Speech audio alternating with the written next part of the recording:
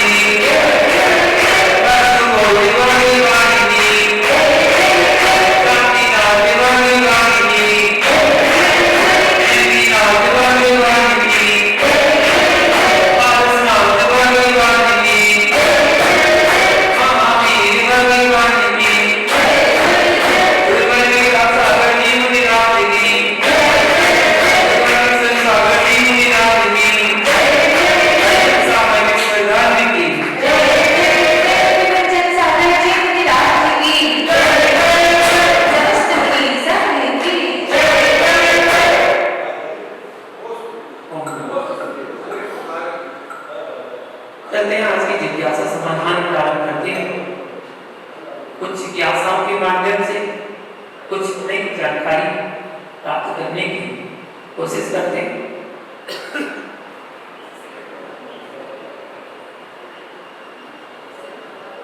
विधानों में मंडल पर कई प्रकार की सामग्रियों से जो मंडल बनाए जाते हैं, क्या हम अशुद्ध सामग्रियों का प्रयोग कर सकते हैं? अशुद्ध सामग्री तो नहीं, ये गलत है। आचार्य में जो निर्देश दिए हैं उन्हीं के अनुसार हमें मंडल बनाना चाहिए। मंडल शुद्ध पदार्थों से ही बनाया जाता है। आपने देखा होगा मांडलिक पर जब स्थापित मंगल कलश जो होते हैं, 5 मंगल कलश स्थापित किए जाते हैं, उन कलशों को घर में किस प्रकार रखना चाहिए? तो बड़ी शुद्धि पूर्वक उन कलशों को घर में विराजमान करना चाहिए, जिनकी पवित्रता बनी रहे। उनमें जो मौली बांधी जाती है, एक धागा बांधा जाता है, उसको मौली कहते हैं। उस मौली का क्या करना चाहिए? मंडल पर चारों मोड़ों पर जो मंगल कलश स्थापित किए जाते हैं, उसको सूत्र भी कहते हैं, धागा भी कहते हैं और मौली भी कहते हैं। तो सूत्र बंधन भी बंधुओं द्वारा किया जाता है। तो क्या इस बंधन को लांघा जा सकता है? नहीं। जो मर्यादा बांधी गई है उसका उल्लंघन नहीं होना चाहिए, उसके अंदर प्रवेश नहीं होना चाहिए। मौली तो इसलिए बांधी जाती है, लोग कलश को ही गिरा देते हैं। अपराध अपनी में कलश भी गिर जाता है और जो पवित्र वस्तुएं रखी जाती हैं उनको भी गिरा देते हैं। ये अविवेक कहलाता है। मौली जो बांधी जाती है उसका क्या महत्व है? मौली बांधने का क्या महत्व है? धार्मिक अनुष्ठानों में मौली को धार्मिक आस्था का प्रतीक माना जाता है। किसी भी शुभ कार्य की शुरुआत करते समय या नई वस्तु खरीदने पर हम उसे मौली बांधते हैं, ताकि वह हमारे जीवन में शुभता प्रदान करे।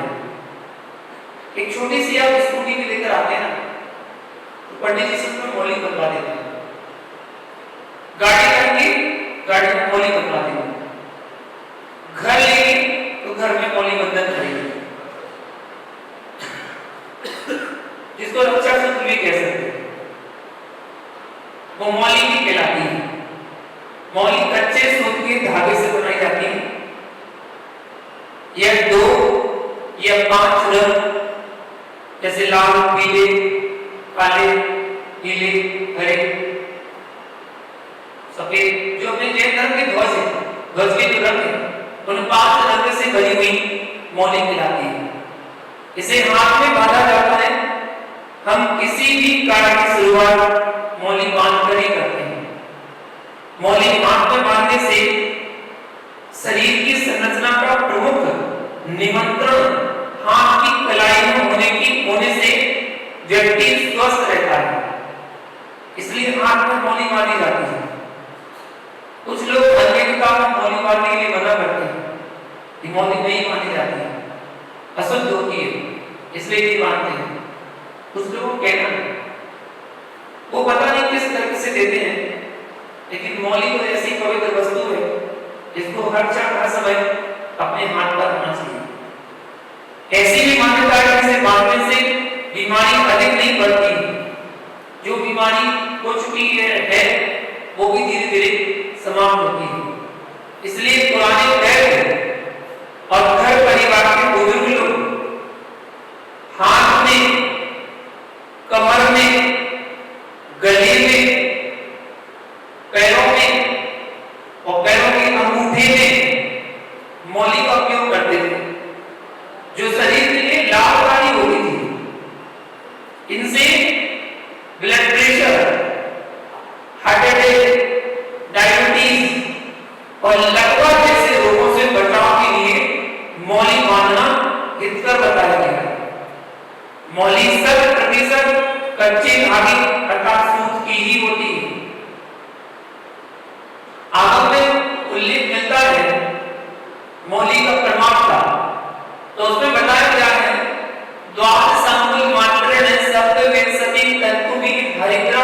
कुंकुमा लिप्तम व्रत कंकण बंधनम। क्या तात्पर्य इसका? द्वार सांगुल मात्रेण, बैठे मौली आप हाथ में बांधने जा रहे हैं, वो प्रमाणित होना चाहिए। द्वार सांगुल मतलब 12 अंगुल प्रमाण, 5 10 और 2 12 अंगुल प्रमाण, उसका प्रमाण होना चाहिए। उसके बाद हरिद्रा कुंकुमा लिप्तम, हल्दी और कुमकुम के रंग से लिप्त हो, हल्दी कुमकुम से सहित हो, ऐसा बताया। सप्त विंशति तत्तुवी, सप्त मतलब 7, विंशति मतलब 20, 7 और 20 27, तत्तु मतलब धागे, 27 धागों से बनाई गई हो, 27 धागों से बनी हो, 12 अंगुल प्रमाण हो, हल्दी और कुमकुम के कलर की रंग की हो। व्रत कंकड़ बंधनम, ऐसी मौली को कंकड़ बनाकर बांधना चाहिए, बंधन बांधना चाहिए, ये व्रत के स्वरूप है, ऐसा बताया गया शास्त्रों में। तो इसलिए द्वार सांगुल क्यों बताया गया? द्वार सांगुल का प्रतीक 27 धागे क्यों बताए गए? हमारे 27 का ही विश्लेषण है सब जगह। कौन सी चीजें 27 होती है? तो 5 अस्थिका, 6 द्रव्य, 7 तत्व और 9 पदार्थ, इन सबको जोड़ दो तो बन जाता है 27। तो 27 धागों से बनी हुई 12 अंगुल प्रमाण जो कंकड़ है, जो मौली है, जो धागा है, वो बांधना चाहिए और उसको बांधकर हम अपने आप को पवित्र करते हैं। मौली का कैसा वर्णन है? कलश में देखो, कलश विराजमान होगा घर में तो मौली, अगर घर में कोई आप हवन कर रहे हैं, हवन कर रहे हैं, विराम कर रहे हैं तो मौली। आप मकर कलश घर में लेकर जा रहे हैं, किसी घर का उद्घाटन करना है तो कलश लेकर जाएंगे, कलश में मौली। आप जहां भी कलश उद्घाटन करेंगे उसमें मौली का बंधन नहीं करेंगे। वेदी प्रतिष्ठा करेंगे तो वेदी में मौली बांधेंगे। अगर आप विधान रचेंगे तो विधान में मौली रचेंगे।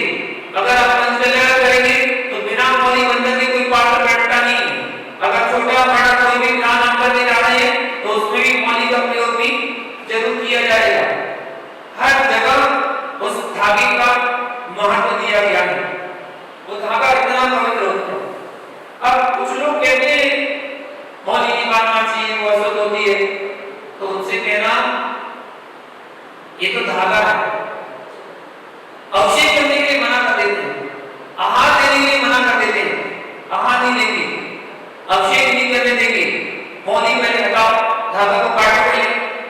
कुछ लोग ऐसे कहते हैं।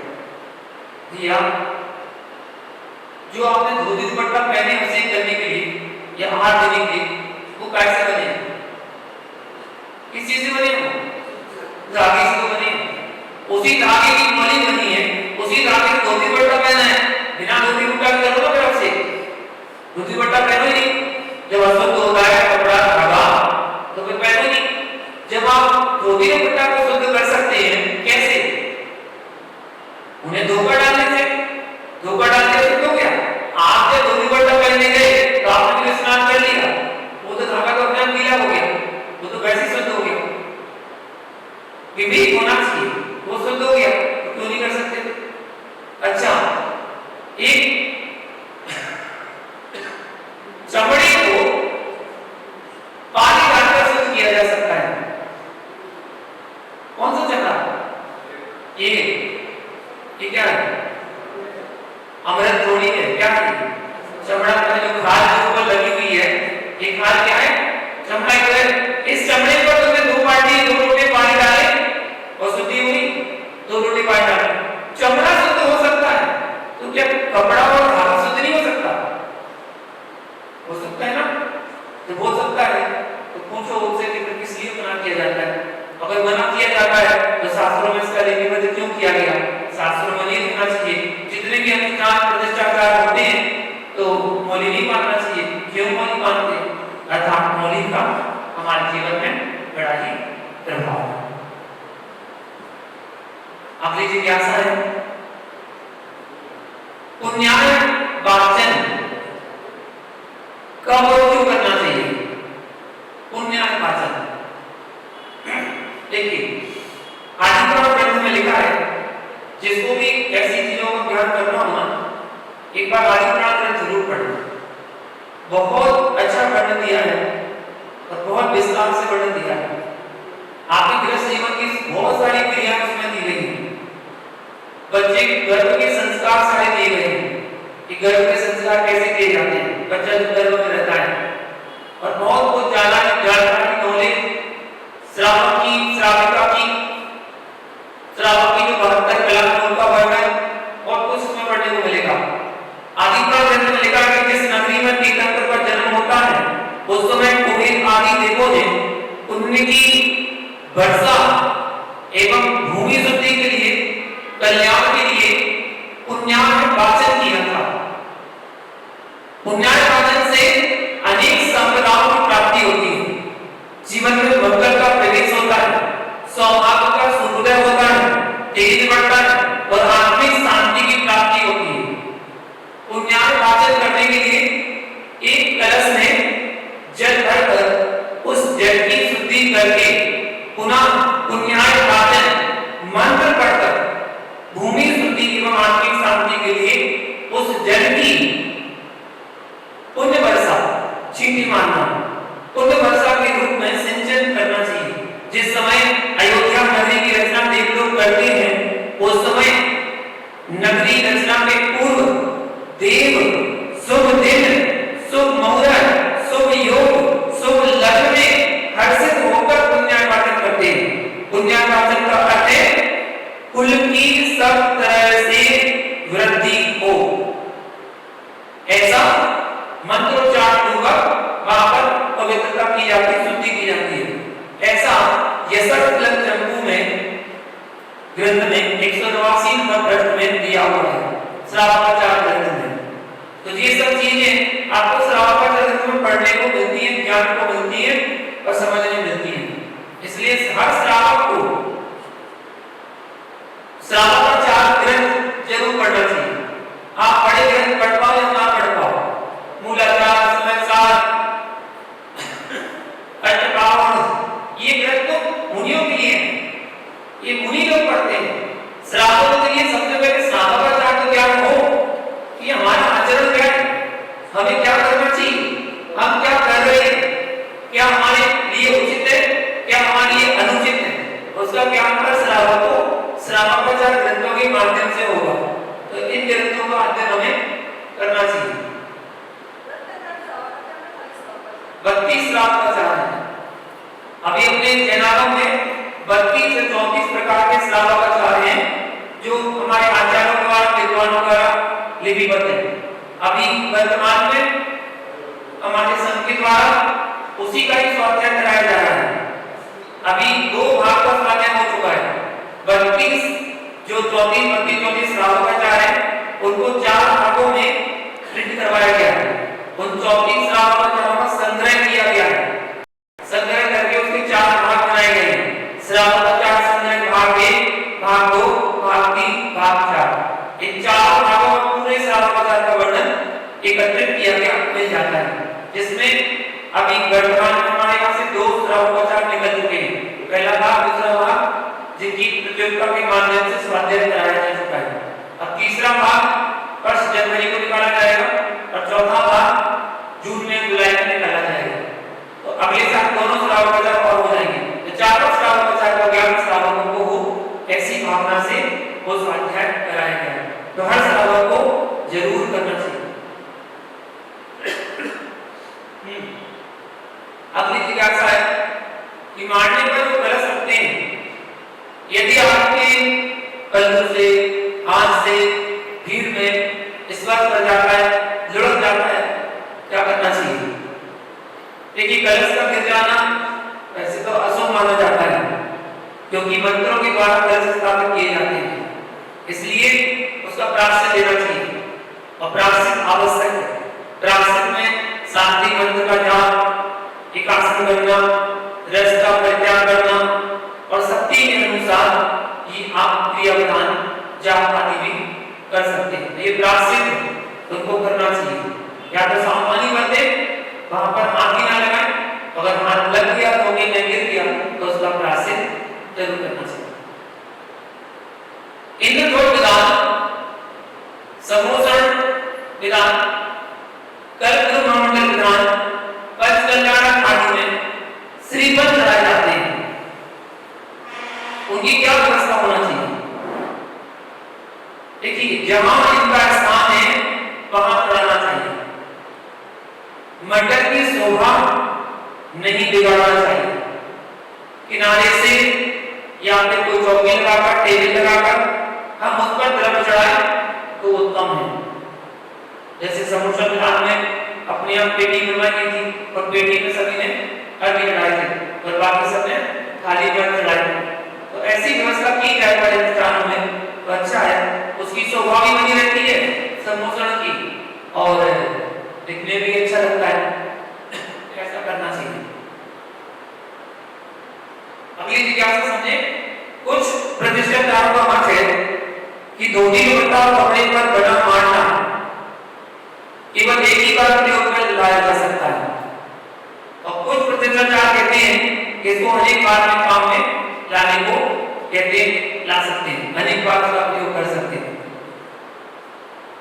तो विशेष अनुष्ठानों तथा पंच कल्याण प्रतिष्ठा, कल्प विधान आदि में नवीन वस्त्रों का प्रयोग किया जाना चाहिए। नवीन वस्त्रों से बनाया जाना चाहिए। माटना शुद्ध सामग्री से बनाना चाहिए। सामान्य विधि विधान में पुराने धोती दुपट्टा आदि का यदि ग्रस्त कार्यों में ना पड़ने उपयोग किया गया हो तो उसका उपयोग जहां तक हो सके कपड़े मारने का प्रयोग न करें। परिस्थिति वर्षा यदि करना पड़े तो विवेक पूर्वक करें। उत्तम तो बढ़िया रंगोली का मांडा बनाएं, सुंदर, अच्छे से अच्छा, कपड़े की मांडने की जरूरत ही नहीं पड़े। मांडने पर रखी जाने वाली सामग्री जो कांच आदि कटिंग आदि का प्रयोग हम उसका उपयोग द्वारा कर सकते हैं क्योंकि वो सजावट के लिए की गई है, तो उसके प्रयोग करने में कोई बुराई नहीं है। इस प्रकार ये जाना। एक जिज्ञासा और जानते हैं।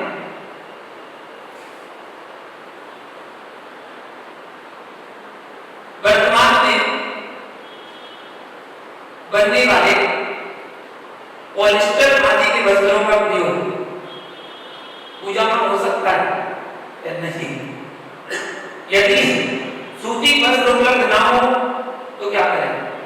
जो टेरिकॉट का कपड़ा बनता है ना, टेरिकॉट के कपड़े बनने लगे बढ़िया सुंदर सुंदर धोती दुपट्टा बनते हैं, दिखने में बहुत अच्छे लगते हैं, तो उनका प्रयोग करना चाहिए या नहीं? सूती वस्त्र उपलब्ध ना हो तो क्या करना चाहिए? तो आगम के अनुसार पूजा एवं अनुष्ठानों में नवीन सूती वस्त्रों का प्रयोग करना चाहिए।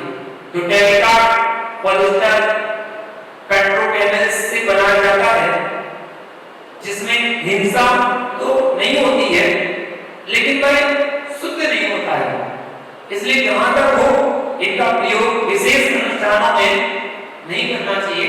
हमें सूती वस्त्रों का प्रयोग ही करना चाहिए। पहले हमारे यहाँ श्राविका नियम से धोती दुपट्टा सूती की पहनते थे, सूती की साड़ी, सूती की धोती दुपट्टा जो कॉटन होती है कॉटन, उसका ही प्रयोग करते थे। अब ये कड़क कड़क वाले कपड़े चलने लगे, टेरिकॉट के नए महिलाएं आहार देने लगी है, वो यही करती रहती है। वो 10 बार या 20 बार या 50 बार बदलेंगे, आहार में ये देखते रहो, ऐसे करती रहती है। इसलिए उनसे ग्रास नहीं होती, ग्रास लेने में उनसे काम ही नहीं करो। उन्हीं हाथों से बाल को छुएंगी, उन्हीं हाथों से दुपट्टा छुएंगी, उन्हीं हाथों से ग्रास को छुएंगी, इसलिए उनसे लो ही नहीं। जेंट्सों से लेकर जेंट्स बढ़िया आजकल धोती दुपट्टा पहनते हैं और ऐसा सर ढकते हैं कि कोई अगर हमें हिला दे ना पकड़ के तभी उनका सर निकलेगा नहीं, दुपट्टा को ढका रहेगा। इतनी अच्छे से दुपट्टा ढक के आते हैं, बिल्कुल यहाँ से एक बार भी नहीं दिखता होगा, इतने अच्छे से ढक के आते हैं। तो वो बढ़िया ऐसे बांधे, और अगर महिलाएं भी अगर ऐसा करें तो बहुत अच्छा है। अपने पल्लू को ऐसा बांधे जिससे उनके बाल ना दिखें। बाल मल का प्रतीक है, खासतौर से आहार में, क्योंकि आहार में जब आप हाथ लगाते हैं तो बाल टूट ही जाता है, गिर जाता है, और वो गिरकर अगर आपके हाथ में आ गया, कटोरी में आ गया और मुनिराज के हाथ में चला गया तो मुनिराज को कई 24 घंटे तुम तो वैसे ना कर पाओगे, बंधना हो गया बस, और कुछ नहीं कर पाओगे और जाके आराम से सोएगी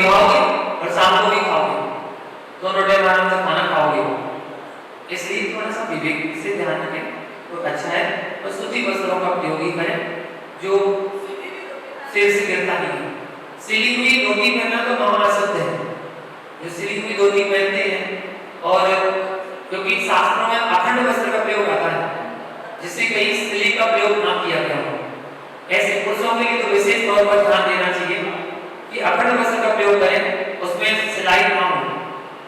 आजकल पजामा की धोती बनने लगी, जैसे पजामा होता है ना, पजामा पहना, एक पैर इसमें डाला, एक पैर इसमें डाला और नाड़ा कस दिया, नाड़ा कस दिया। अब नाड़ा कसने का भी टाइम नहीं बचा लोगों के पास, इसलिए उसमें इलास्टिक डाल दी, बस सीधा पहनो, हो गया काम, चलो आगे बढ़ो। तो इसका प्रयोग करने लगे, तो ये चीजें नहीं करना चाहिए, बने बनाए वस्त्रों का प्रयोग नहीं करें, बहुत अच्छा है। अब बस ये होता है कि कुछ नहीं से कुछ अच्छा, साधुगण आजकल सरल हो गए, तो उनकी सरलता को देखकर लोग फायदा उठा लेते हैं। वो उनका उद्देश्य ये रहता है कि सामने वाले को कैसे धर्म से जोड़ें, इसलिए चलो एक बार में चला दिया और उनसे राह ले लिया। लोग ऐसे भी कर लेते हैं कि कुर्ता पजामा तो नीचे पहन लेते हैं और ऊपर से, मतलब बच्चों में भी कुर्ता पजामा पहना है, सलवार सूट पहने हुए और ऊपर से साड़ी लपेट ली, आधे दिन आ गए।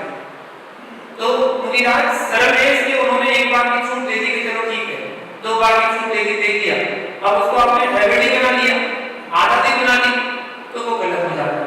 तो ये अपना विवेक स्वयं जागृत करना चाहिए कि अगर कोई कुछ नहीं कह रहा है तो उसका आप गलत फायदा ना उठाएं और विवेक से काम करें।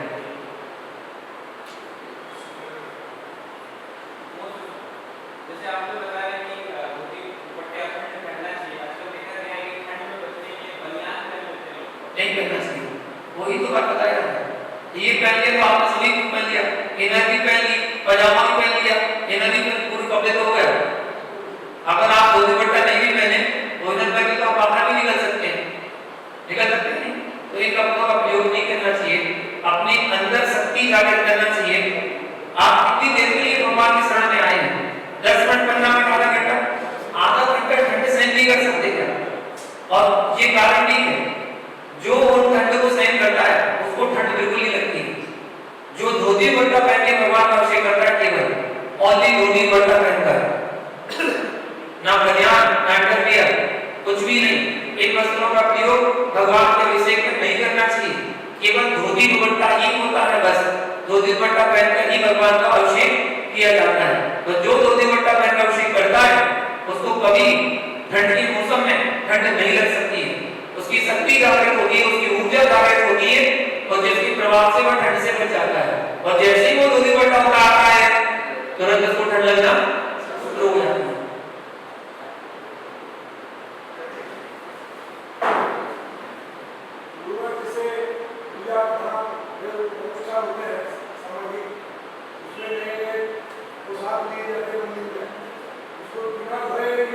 नहीं कर सकते, कोई भी विधान में, अनुष्ठान में, पंचकल्याण में, बड़े विधानों में धोती दुपट्टा दी जाती है। जो पात्र बनते हैं, जो इंद्राणी बनती है, उनको साड़ी दी जाती है और उनको धोती दुपट्टा दिया जाता है। आजकल लोग सीधा सीधा महामस्तक से चल रहा है और सीधे पैकिंग वाले कपड़े आते हैं बाजार से, उनकी पैकिंग की टाइम खोली, पहना और सीधा पानी के 4 बूंदें डाली, ओम में अमृत में सुधि गुरु स्वाहा, और जाके भगवान के ऊपर अभिषेक कर दिया। इतना दोष लगाते हैं, खुद सोचे, अपना विवेक लगाएं। आप श्रावक हैं, वो धोती दुपट्टा किसने बनाया है, कब बनाया है, किन हाथों से बनाया है, क्या वो शुद्ध था कि नहीं, फिर वहां से पैकिंग करके आया, कितने लोगों से स्पर्श होके आया, उसकी बात दुकान पर आया, दुकान पर कितने लोगों ने उसको स्पर्श किया, उस पर मान नहीं चढ़ा हुआ है, वो मान कैसा है, शुद्ध है कि अशुद्ध है, कुछ भी नहीं पता आपको, आपने खोला और पहन लिया, ये अशुद्ध है। और आपके अंदर से जिनको आप स्पर्श करेंगे वो सब अशुद्ध हो जाएंगे, तो कितना अशुद्धि का दोष आपको लगेगा। इसलिए कभी भी नवीन कपड़ों से जब तक वो धुले नहीं हो उनका प्रयोग नहीं करना चाहिए। कोई भी हो, एक रुमाल भी क्यों ना हो, जो आप बाजार से रुमाल लेते हो, उस रुमाल को भी बिना धुले प्रयोग नहीं करना चाहिए। एक बार उसको धो ले, उसके बाद उसका उपयोग करना चाहिए। चलिए आज के लिए इतना ही, अब प्रश्न मंच प्रारंभ करते हैं। आज का प्रश्न है। शुद्ध करना चाहिए। चांदी के मुकुट पहनो, सोने के मुकुट पहनो, बढ़िया अच्छे वाले मुकुट पहनो। धागे के कपड़े वाले मुकुट पहनोगे वो तो शुद्ध होगी। सब व्यवस्था है। चांदी के मुकुट बनते हैं, चांदी के मुकुट बनवा लो, जिससे प्लास्टिक की वो चिपकन होती है उसको चिपका दो, शुद्ध हो गया। तो कोई दिक्कत नहीं उसमें। जो धागे कपड़े पे ही बनाए जाते हैं वो तो अशुद्ध है। जब कपड़े से आपने दूर दूर के चटाई से चटाई से तो आप दूर दूर के दूर ना, और मुकुट को तुमने कपड़ा वाला बना लिया, वैसे अशुद्ध हो गया। हाँ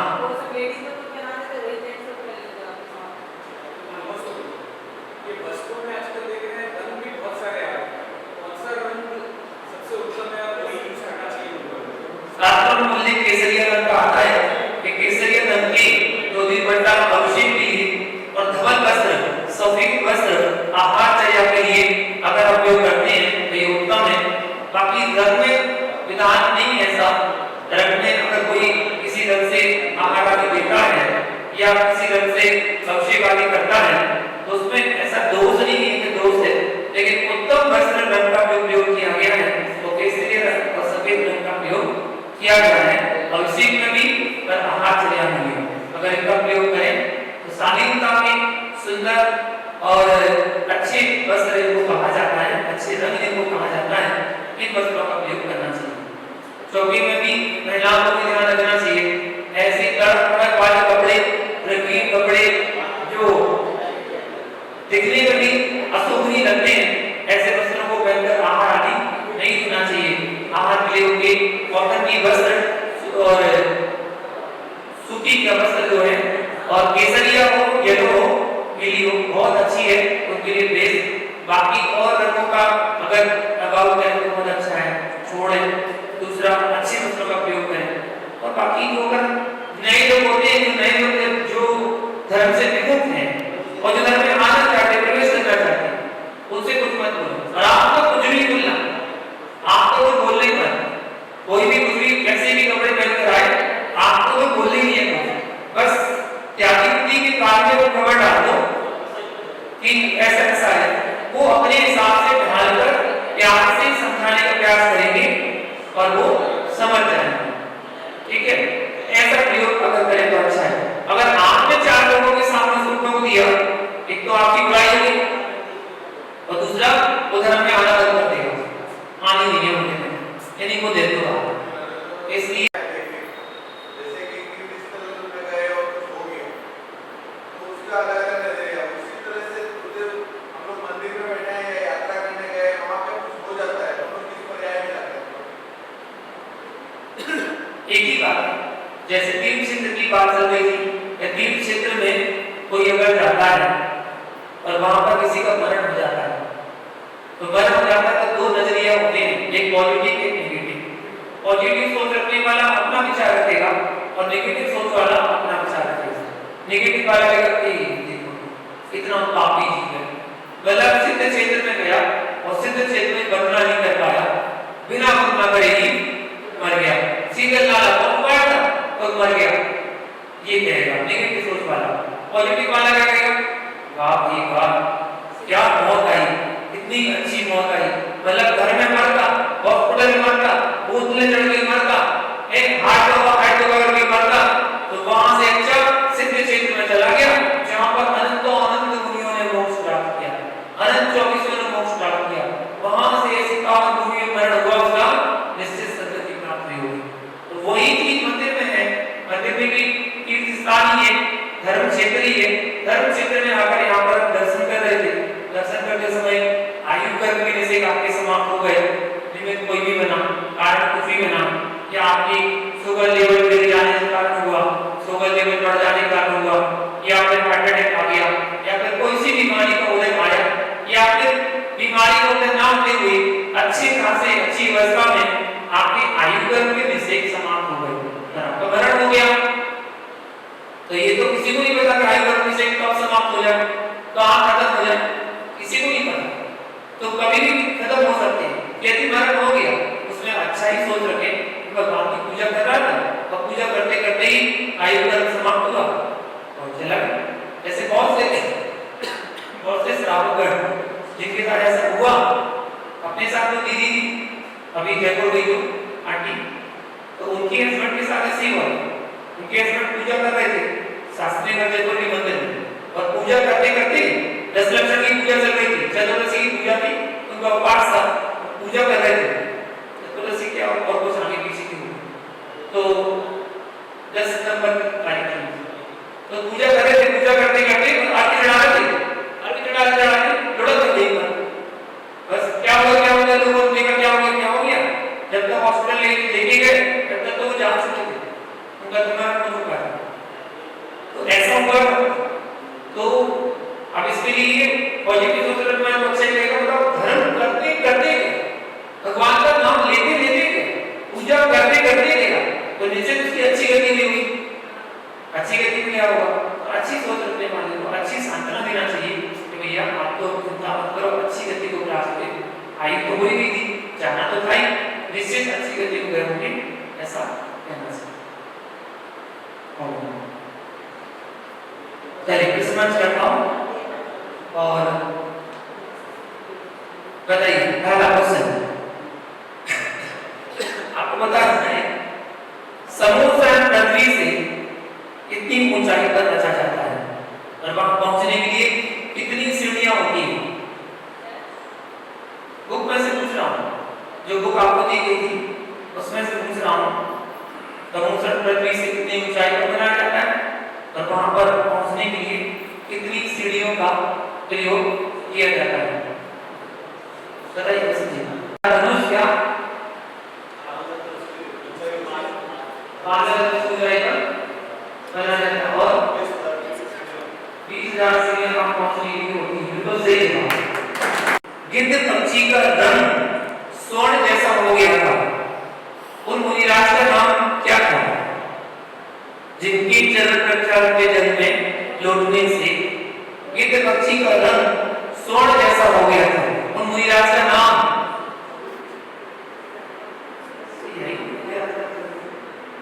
आपको पहले क्वेश्चन भी बता दिए गए, आंसर भी दे दिए गए, तब भी नहीं बता पाते आप। बताओ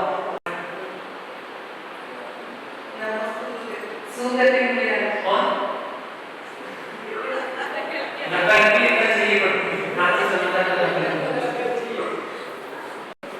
सुमुक्ति मुनिराज बिल्कुल सही जवाब।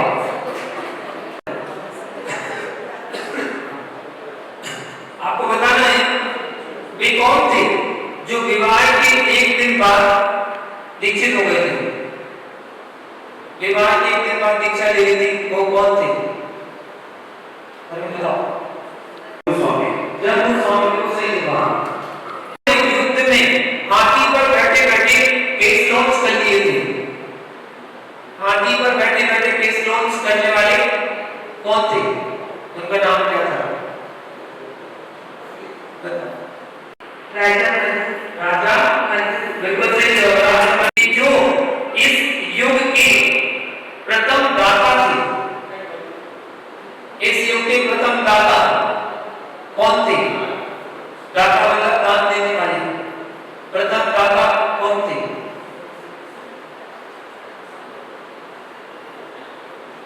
बताओ। श्रेयास जरूर सही जवाब। वे कौन थे जिनके गिरने से शिला चूर चूर हो गई थी? बताइए लखपति जी।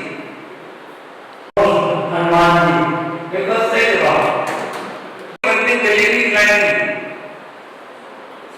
मांस के बदले जलेबी खिलाई थी, वे कौन थे? उसको मांस नहीं खिलाया, जलेबी खिला दी। नहीं पता? बताइए। पंडित प्रहलाद सिंह। गलत जवाब। अमर के बाद सही जवाब। जन्म कारागार में हुआ था। जो बोला हो 51 माला देना, ओम नहीं परमात्मा 51 माला देना अनिवार्य है।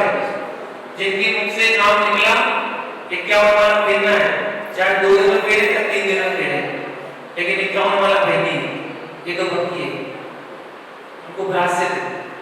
बताइए गौरव। भगवान कृष्ण। गलत जवाब। और कोई बताइए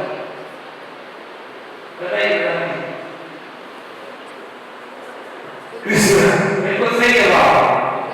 अगला क्वेश्चन, वे कौन थे जिन्हें नमोकार नाम की दृढ़ श्रद्धा से विद्या सिद्ध हुई थी? विद्या सिद्ध हुई थी, वे कौन थे? नमोकार मंत्र की अटूट विश्वास के साथ।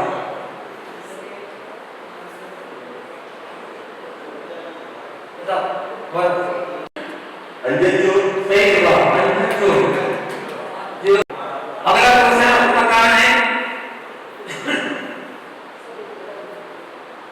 प्रभु पतित पावन में अपावन, यह विनती पाठ के लेखक कौन है? इस विनती पाठ के लेखक कौन है?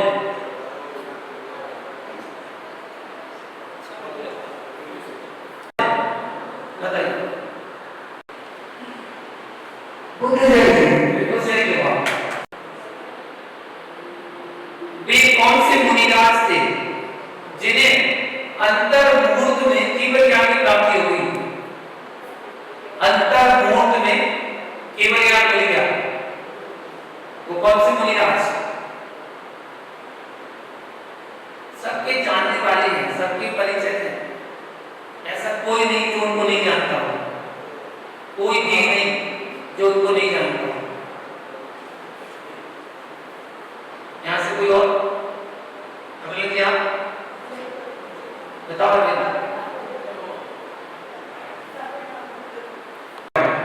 भरत मुनिराज, बिल्कुल सही जवाब। कब है? आप कह रहे कब है? कल है। बहुत बढ़िया, सही जवाब।